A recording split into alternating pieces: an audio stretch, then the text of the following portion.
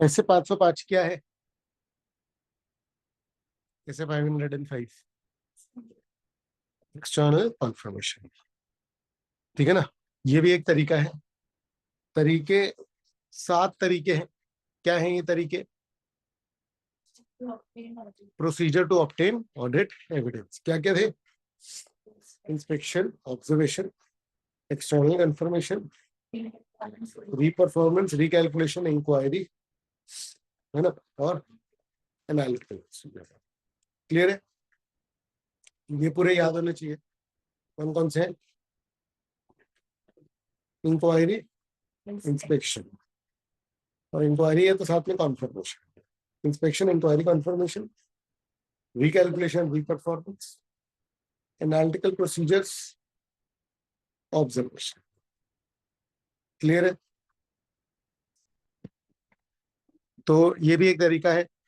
बहुत सारी चीजें जो हम चेक करते हैं वो कैसे चेक करते हैं? कंफर्म करके। मेनली ये काय के लिए यूज होता है? बैलेंसेस के लिए। और मेनली कौन से बैलेंसेस के लिए? असेट और लायबिलिटी के बैलेंसेस के लिए, और डेटर्स के लिए अपन लोग मेनली सबसे ज्यादा ये डेटर्स के लिए ही यूज होता है। और लोन वोन के कॉन्फर्मेशन के लिए बैंक से जो भी कॉन्फर्मेशन लेने पड़ते हैं वो भी। ठीक है? अ, ठीक है। एग्जाम्पल्स याद रखना, उससे कंट्रोल दिखता है कि आपको टॉपिक के बारे में पता है। Contract terms asking about any modification और side agreement. Often more reliable, ज्यादा रिलायबल होता है एक्सटर्नल कंफर्मेशन। क्यों? ऑनेस्टी चेक कर रहे हो ना, थर्ड पार्टी ने बोल दिया तो हमको थोड़ा भरोसा हो जाता है। May confirm the absence of certain conditions. मतलब क्या होता है ना, कई बार की एक्स्ट्रा चीजें पता लग जाती, इसके लिए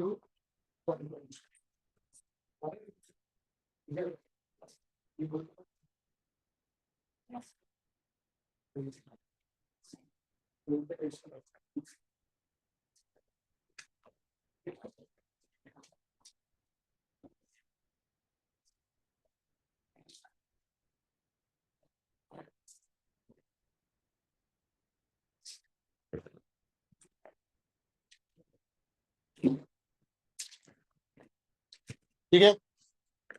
रिकैलकुलेशन क्या है? रिकैलकुलेशन से क्या पता लगेगा? Mathematical accuracy. मैन्युअली कर सकते हो, और कंप्यूटर असिस्टेड ऑडिट टेक्निक्स को ना कैट बोलते थे, CAAT। ठीक है? कोई नहीं है ना, बस हवाई है वो। मेरे को प्रॉपर कोई आ रहा है। हाँ। ठीक है। तो पहले तो बहुत ही कम होता था, अब तो ऑडिट के लिए प्रॉपर सॉफ्टवेयर यूज होते हैं। क्लियर है?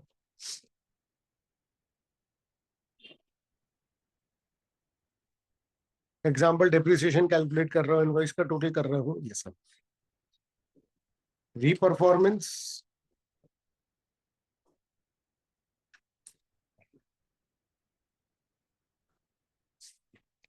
BRS बताया था इसमें तुमको।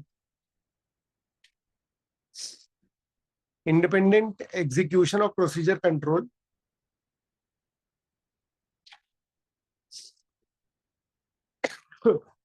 जो कि क्लाइंट के स्टाफ ने ओरिजिनली परफॉर्म किया था, आप दोबारा से वो पूरा प्रोसीजर परफॉर्म करके देखो। क्लियर है? Example, reperforming bank reconciliation, reperforming ageing schedule. ठीक है? एजिंग शेड्यूल क्या होता है? Very good. ठीक है। डेटर्स जो होते हैं, हम उनको उसका जो प्रेजेंटेशन बनाते हैं वो ऐसे बनाते हैं कि up to 6 month, 6 month to 1 year, 1 year से अब क्या होता है, आमतौर पर आपका डेटर जो है वो कितने दिन में पैसे देता है? 30 और 60 डेज, ये बहुत कॉमन सा चलता है। आ रहा है समझ? ठीक है ना? कुछ तो कैश में ही होता है, कुछ वीकली भी होता होगा, कोई 15 दिन भी होता होगा, बहुत रेयर केस में 60 चला गया तो हो गया। तो अगर 6 महीने से पुराने भी डेटर्स पड़े आपके, इसका मतलब इसका मतलब बैड डेट का प्रोविजन ओविजन की वो बन सकती है। अरे सुन, एजिंग शेड्यूल सीधा सीधा आपको बताता है कि कितने प्रोविजंस वगैरह मुझे बना लेने चाहिए।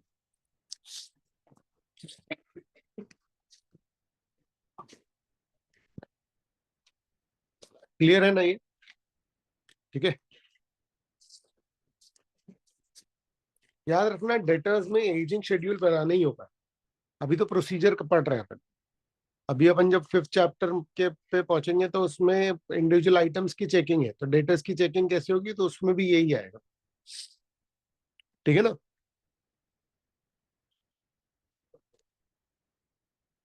एनालिटिकल प्रोसीजर तो पूरा स्टैंडर्ड ही है। एनालिटिकल प्रोसीजर जहां आया वहां यूज कर लेना वर्ड कौन सा? कंपैरिजन। कि इस स्टैंडर्ड में 3 कंपैरिजन दिए हुए, मेनली कौन कौन से? बजट से, पिछले साल से, सिमिलर इंडस्ट्रीज। हाँ हाँ, वो तो ठीक है, पर 3 चीजों से कंपैरिजन किससे बताएंगे? बजट, सिमिलर इंडस्ट्री और प्रीवियस में। करेक्ट ना? बाकी डेटा कौन सा? फाइनेंशियल, नॉन फाइनेंशियल दोनों, है ना? सबसे कॉमन फिर एक्स्ट्रा वर्ड यूज करते हैं अपन लोग, रेशियो एनालिसिस, हम लोग उसमें करते हैं। ठीक है,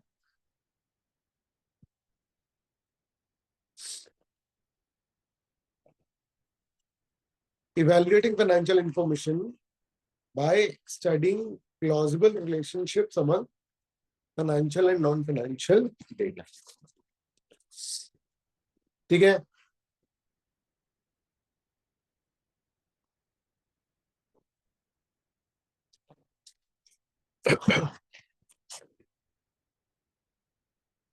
scope, investigate fluctuations or deviations from expected trends or amounts. ठीक है, मतलब एनालिटिकल प्रोसीजर लगाओगे तो कंपेयर करोगे तो डिफरेंस निकलेगा।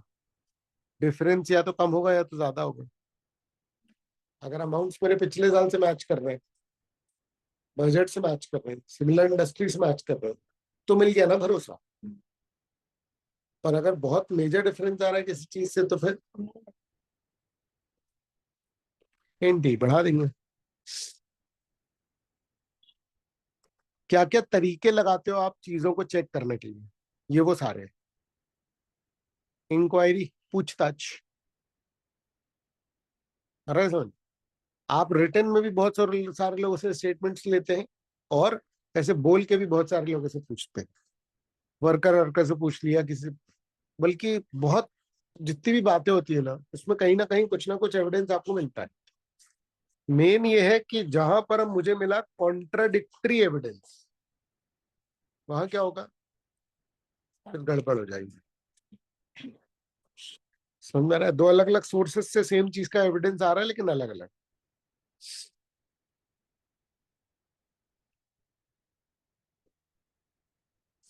ठीक है,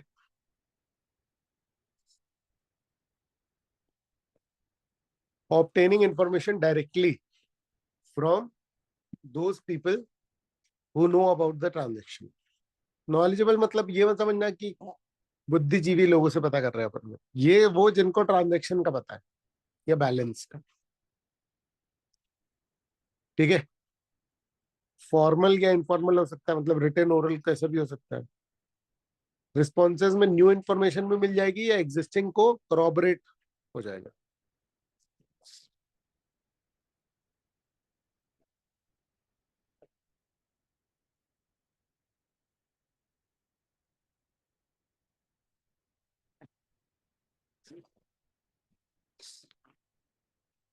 Inquiry alone may not enough to confirm the absence of misstatement।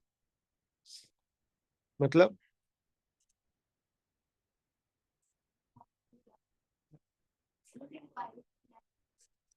At any point of time आप कभी भी सिर्फ इंक्वायरी पर रिलाई नहीं कर सकते। किसी पूछ लिया, उसने बोल दिया हाँ ये सही है, तो मान लोगे क्या? ये एक एविडेंस है बस। समटाइम्स मैनेजमेंट इंटेंट और representation needs corroboration through other audit evidence. आवाज मेरी आ रही है मतलब प्रॉपर, है ना? क्योंकि मेरे को बहुत वो हो रहा है कि हाँ यार मेरे को तेज बोलना है, तेज तक आवाज आ जाए, है ना? Written representation from management can supplement inquiry in certain cases. ठीक है, ये 7 क्या है बेटा? Procedure to obtain audit evidence, tools to obtain audit evidence, ऐसा भी आता था पास। क्लियर है ना? देख लो एक बार, सातों पॉइंट याद हो जाने चाहिए बस।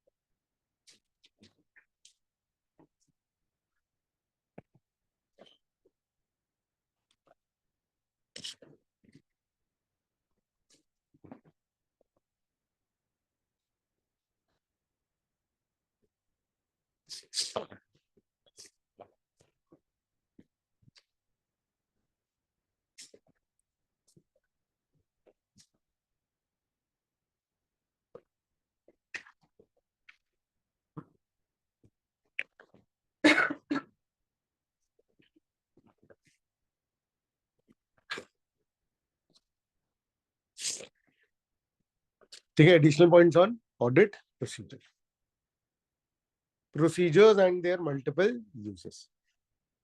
ये सारे प्रोसीजर लिखे, इनसे 3 मेन पर्पस सॉल्व होते हैं। कौन से? आपको रिस्क असेसमेंट प्रोसीजर लगाना है, मतलब रिस्क असेस करना है तो भी यही सब तरीके हैं। कंट्रोल टेस्ट करना है तो भी यही तरीके हैं, सब्सटैंटिव करना है तो भी यही तरीके हैं। मतलब टेस्टिंग के तरीके वही हैं, क्या टेस्ट कर रहे हो वो बदल जाता है इन तीनों में। आ रहा है समझ में? 3 चीजें ब्रॉडली जिनको हम चेक करते हैं, उनमें क्या क्या है? Risk assessment procedure, test of control और सब्सटैंटिव। क्लियर है? The same procedure type can be applied in different context. Inspection ही कर रहा हूं, पर कंट्रोल के पॉइंट ऑफ से अलग होगा, सब्सटैंटिव के पॉइंट ऑफ से अलग होगा, आरएपी के पॉइंट ऑफ व्यू से अलग।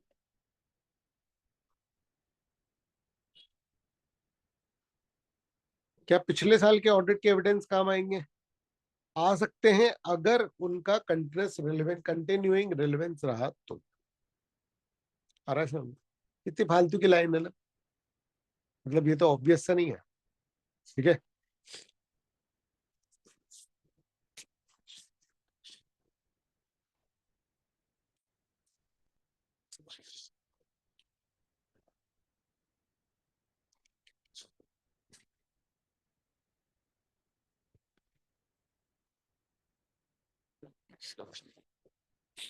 ठीक है।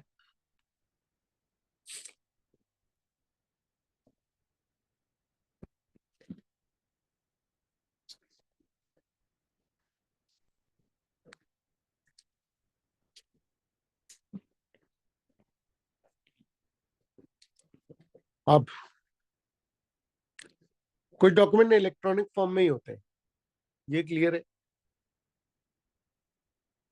ठीक है, अच्छा, कुछ डेटा सिर्फ कुछ समय के लिए रखा जाता है, कुछ सिर्फ इलेक्ट्रॉनिक फॉर्म में होता है, कुछ सिर्फ टेम्पररी होता है।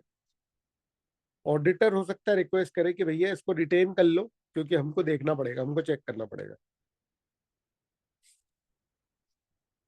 और वो अपना टाइमिंग भी चेंज कर सकता है। जैसे कि सीसीटीवी फुटेज का क्या सीन रहता है?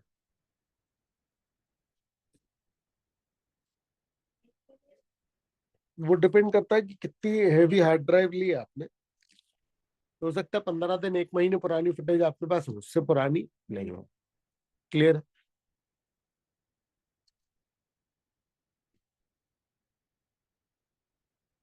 है ना।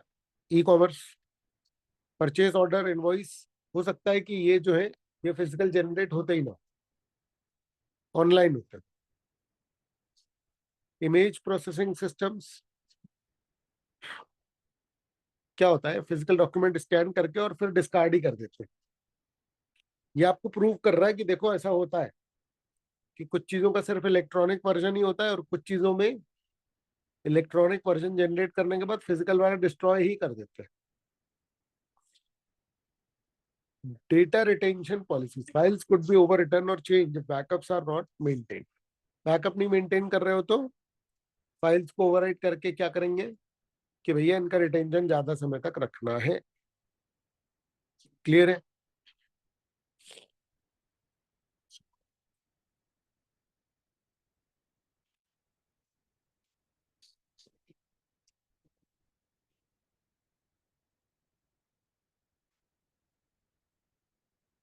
ठीक है, रीड करो, कोई भी बात जो समझ में नहीं आ रही है वो बताना।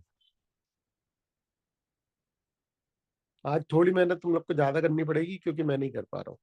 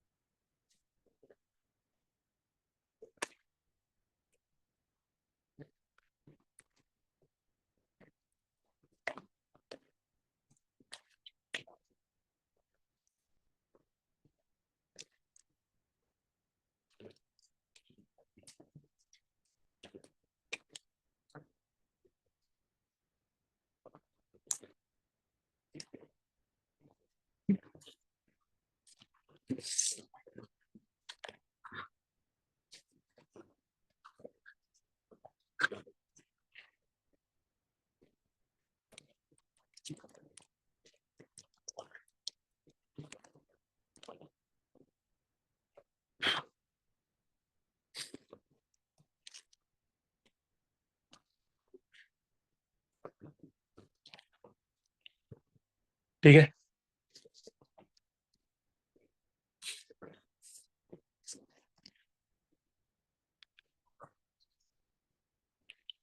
अब risk assessment procedure versus further audit, क्या फर्क रहता है रिस्क असेसमेंट प्रोसीजर में और फर्दर ऑडिट प्रोसीजर में?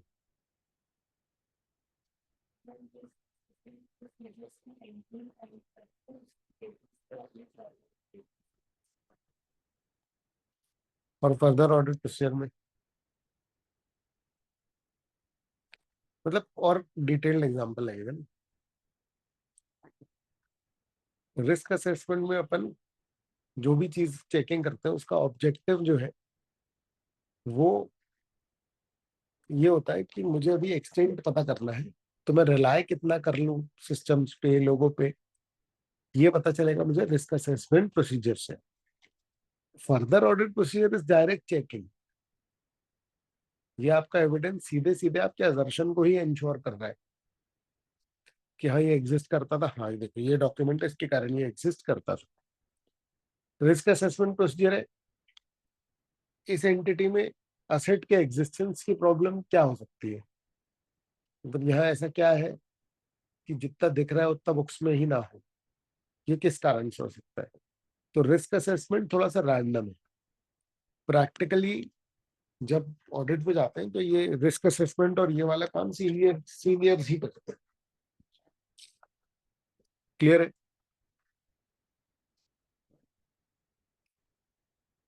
Risk assessment procedure,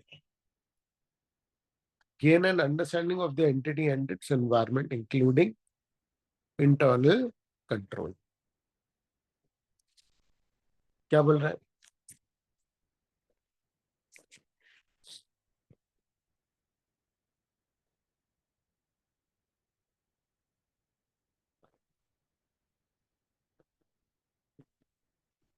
risk assessment procedure का पर्पस क्या होता है?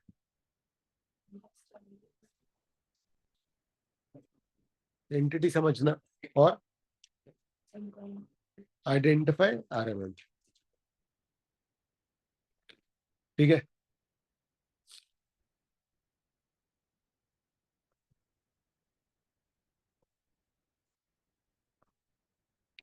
risk assessment procedure are the procedures performed to obtain an understanding of the entity and its environment, to identify and assess the risk of material misstatement at the financial statement and the assertion levels.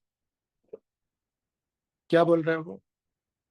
Risk assessment procedure का क्या मकसद होता है? दूसरा, further audit procedures में क्या होता है? कंट्रोल टेस्टिंग और सब्सटैंटिव।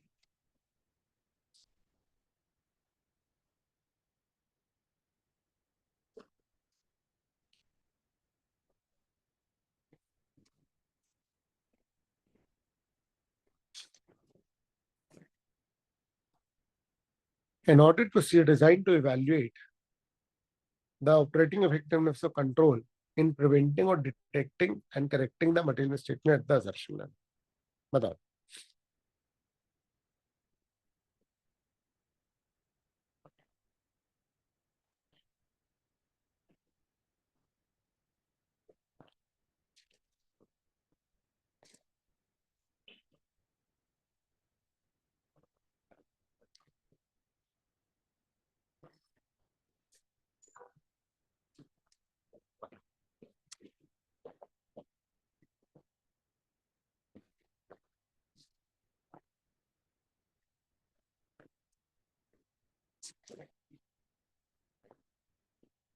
बोलो,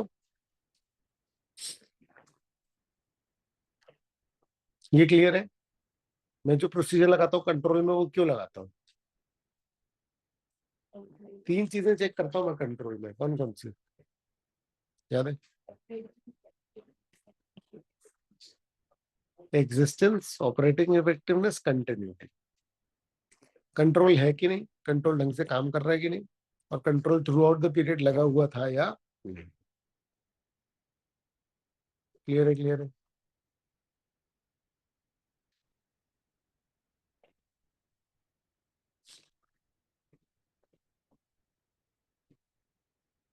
ठीक।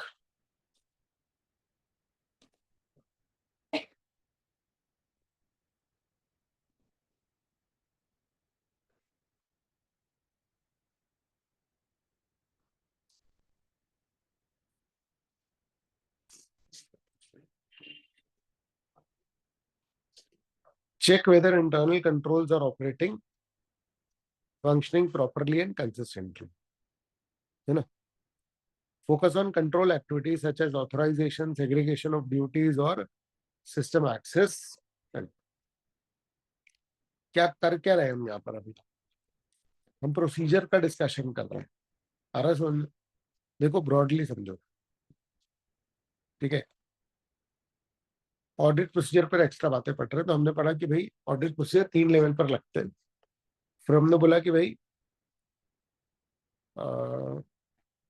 इलेक्ट्रॉनिक में क्या होता है। ठीक है, फिर हमने रिस्क असेसमेंट और फर्दर ऑडिट प्रोसीजर में डिफरेंस समझा, और हमने रिस्क असेसमेंट का चालू किया कि रिस्क असेसमेंट में प्रोसीजर क्या लगते हैं, और फिर हमने चालू किया क्या का फर्दर ऑडिट प्रोसीजर्स में क्या क्या होता है। तो उसमें फर्दर 2 पार्ट निकले, कंट्रोल टेस्टिंग और सब्सटैंटिव। तो ये हमने अभी किसका पढ़ा? कंट्रोल टेस्ट ऑफ कंट्रोल करने के लिए क्या प्रोसीजर लगते हैं।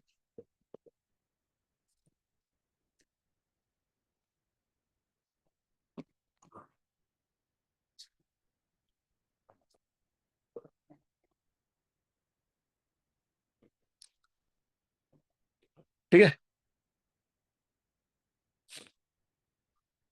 Substantive procedure definition: an audit procedure designed to detect material statement at the assertion level. बेटा, असर्शन लेवल पर गड़बड़ी पता करने के लिए कौन से प्रोसीजर लगाए जाते हैं? सबसे ध्यान रखें। ठीक है ना?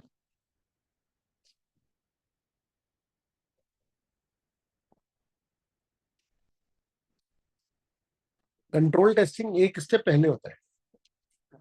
आ रहा है समझ में?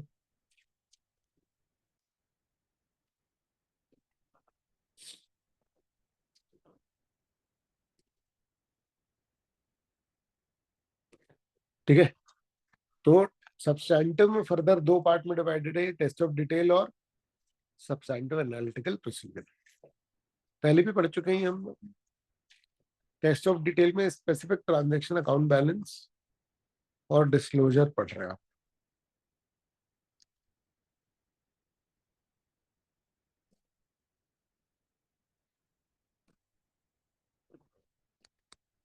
ठीक है। Evaluating plausible relationship among financial and non financial data, ये तो क्लाइंट तो जुड़ी हुई है इसके साथ। जैसे कि करंट ईयर को अपन ने इंडस्ट्री ट्रेंड से जोड़ दिया, बजट से कंपेयर कर लिया, प्रीवियस ईयर से कंपेयर कर लिया। इससे डायरेक्टली हमको मिस स्टेटमेंट्स का पता लग जाता है। Focus on class of transaction account balance and disclosure. ये देखो, ये चार्ट से कुछ कुछ अंडरस्टैंडिंग मिलेगी।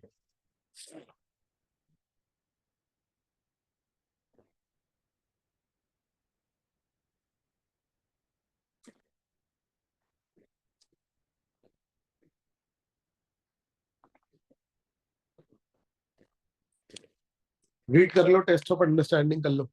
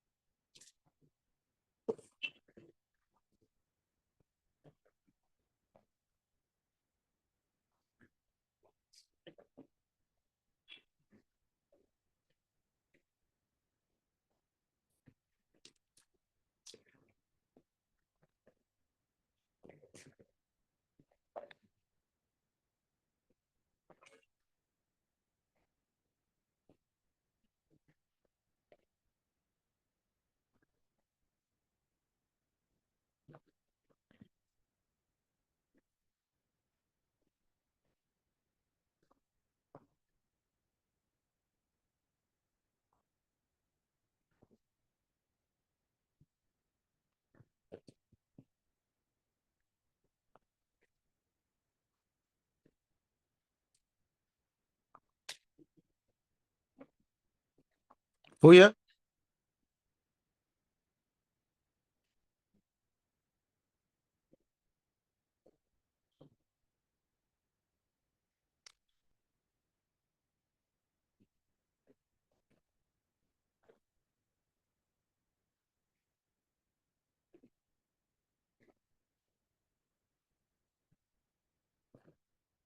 ये पढ़ लिए।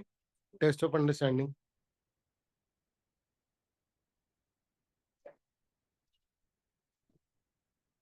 ठीक है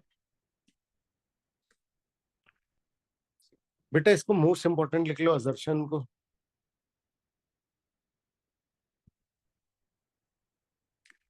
मतलब ऐसे समझो कि प्रैक्टिकल पॉइंट ऑफ व्यू से भी और एकेडमिक पॉइंट ऑफ व्यू से भी,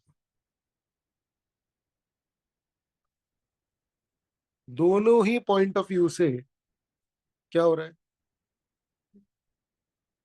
बहुत इंपॉर्टेंट है। आ रहा है ये समझ में? ठीक है,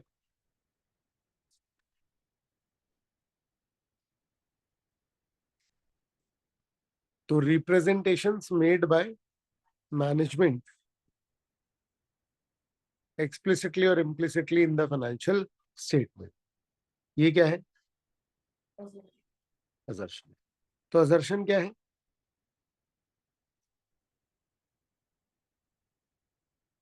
रिप्रेजेंटेशंस मेड बाय मैनेजमेंट, ये क्लियर है ना?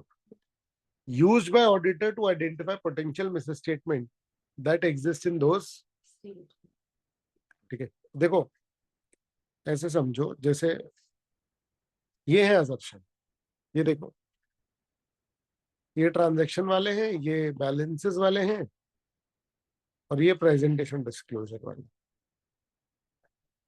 किसी को भी उठा लो, जैसे मान लो अपन लोग बोले कट ऑफ। कट ऑफ वाले असर्शन का सीधा मतलब है कि ऑर्डर ये चेक कर ले कि किस अकाउंटिंग पीरियड में कोई ट्रांजैक्शन रिकॉर्ड होना था और किसमें ब्रेक हुआ है।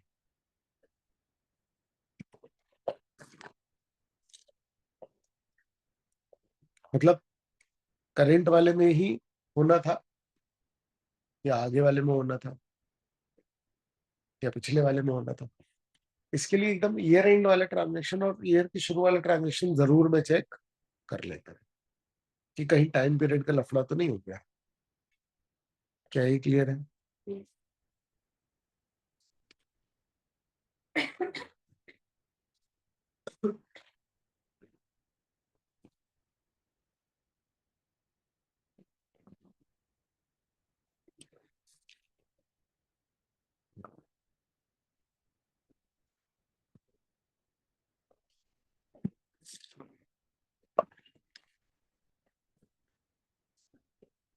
ठीक है बेटा,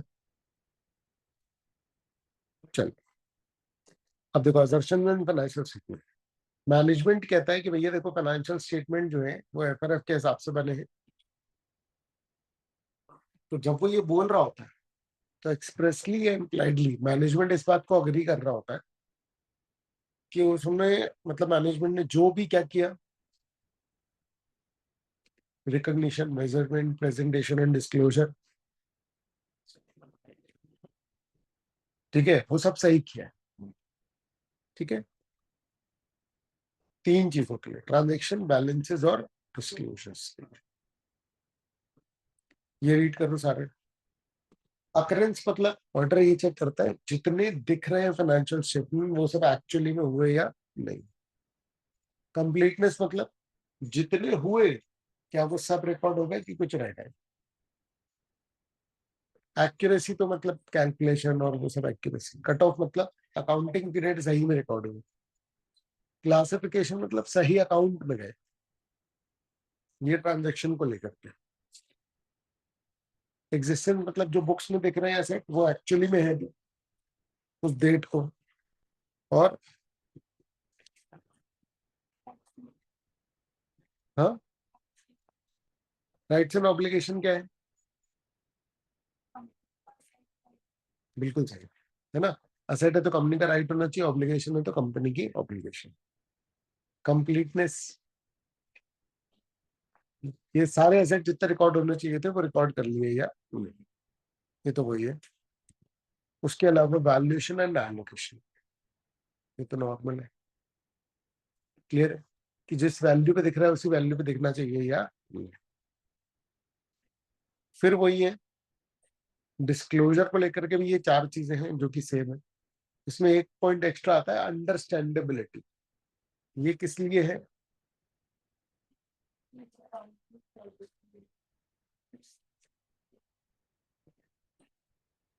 हाँ, यूजर्स को अंडरस्टैंडेबल होना चाहिए। रीड कर लो पूरा इसको।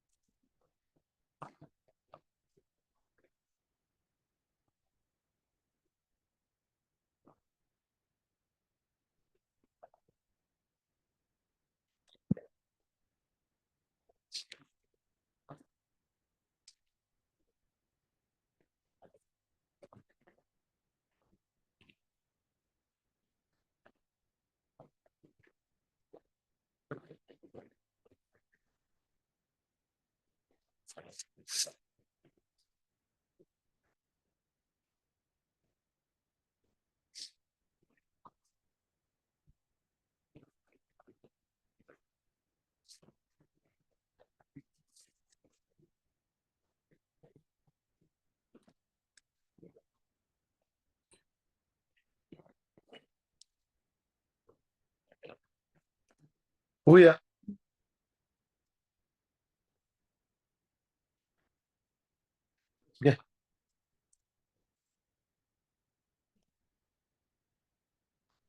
flexibility in how assumptions are expressed. Pointer may use standard labels or combine them in different ways जब तक कि वो relevant लग रहे हैं। मतलब सीधा नाम ले लो, कुछ और नाम से बोल लो, वो कोई दिक्कत नहीं है, पर ये आपको चेक करने ही है ना। For example, some order merge assertion for transaction balances into single list, doesn't matter। Asset के लिए भी खरीदा अगर तो चेक कर रहे हो, अरे समझ, मिक्स कर सकते हो, कोई इशू नहीं हो। कुछ ऑडिट्स में आपको स्पेशल कंसिडरेशन रखना पड़ेगा जहां गवर्नमेंट मेजर स्टेक होल्डर है, वहां पर आपको एक्चुअली में कैसे चलना पड़ता है।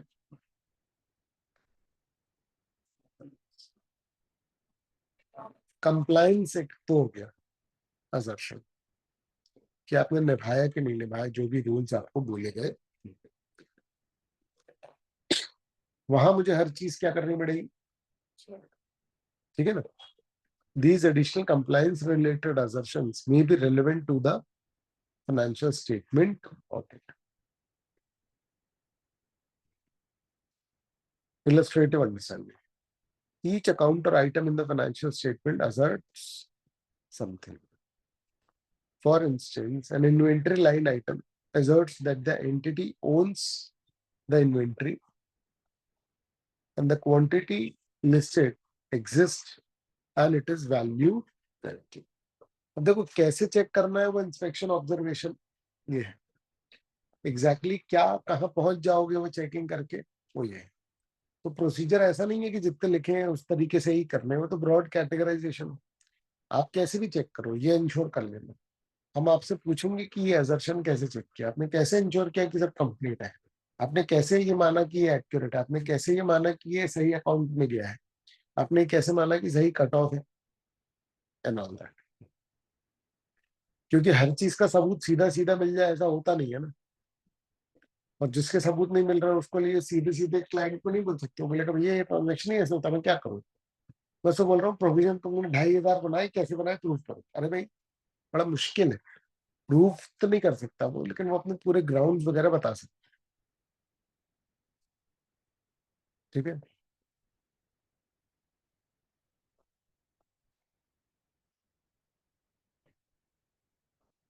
क्लियर है।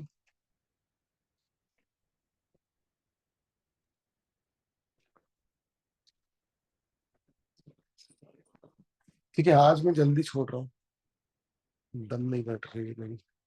ठीक है, बाकी कल करते हैं।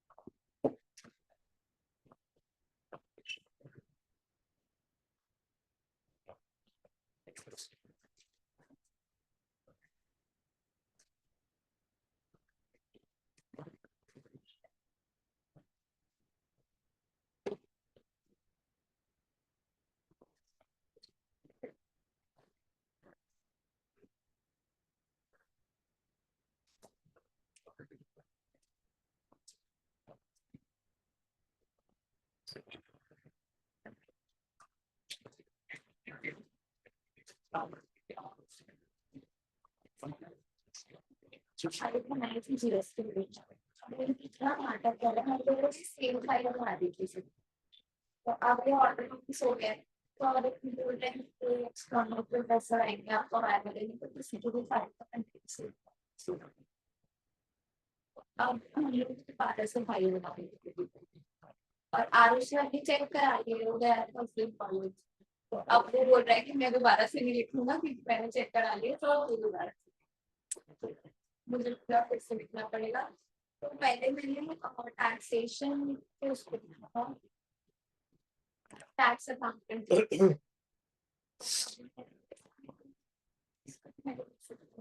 इंटर्न है ना, मतलब कि तुमने इंटर्नशिप की उसी का पाया, कोई बहुत ऐसा हैवी वायवा नहीं है।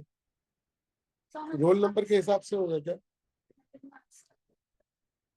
50 मार्क्स की फाइल है और 50 का फाइल। भाई उनसे ये बोल दो ना कि भाई हम दोनों को ही सेम नाम के लिए इंटर्न रखा था। उनका वो नहीं है, उनका कि सेम टॉपिक है, वो कंटेंट सेम नहीं होना चाहिए। मेरे को और आयुष को प्रोजेक्ट की फाइल मिल गई थी, तो हम लोगों ने बिल्कुल कॉपी कर दिया उसमें से। तो अब हम लोग उससे कॉपी हो गया कि नहीं होना चाहिए, सेम नहीं होना चाहिए। तो एक 200 बच्चे हैं बीकॉम में, 100 बच्चों की सेम फाइल है क्योंकि सबने प्रोजेक्ट की बना रखी है। मतलब 100 बच्चों ने ये बना रखा है, 20-20 बच्चों ने राइसिंग की फाइल बना रखी है, वो भी सेम है। अरे नबीला, तुम लोग की फाइल सबमिट हो गई? ध्यान में भी आ रहा है। अभी रखी हो? नहीं नहीं, फोटो भेज देना, मैं ये भी कर ले। मैं जीएसटी नहीं, ये नचिकेता वाली है ना, ये जीएस में लगेगी इसको। इन लोग के 2 लोग के टॉपिक सेम हो गए तो इनके कॉलेज वाले नाटक कर रहे हैं।